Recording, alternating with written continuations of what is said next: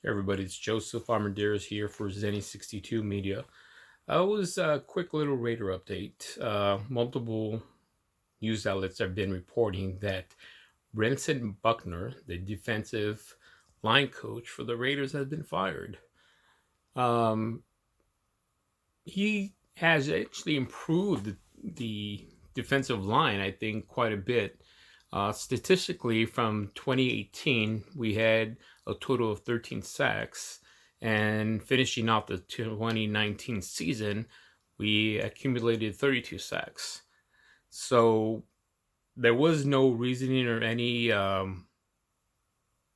press conference from Gruden or Mike Mayock. He was unceremoniously let go and hired Rod Marinelli to take his place, who was a former defensive coordinator and head coach. The last gig Marinelli had was with the Cowboys. And so my question was, why would you get rid of a sought-after defensive line coach who doubled, if not more than doubled, the actual season sack total, and was one of the improvements the Raiders had made in the whole defensive line under Paul Gunther? And so one of the things that we always talk about here on Zenny62 Media is the lack of minority representation in the NFL in terms of coaching or head coaching jobs. And here you had one particular defensive line coach in Buckner who was doing an amazing job and had nothing but potential upside moving forward with the crew of defensive players that were rookies but actually performed well. And moving forward, sky was the limit. So something to think about.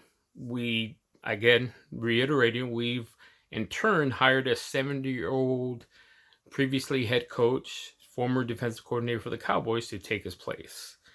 I don't know what direction we're headed into. Don't know why it was done.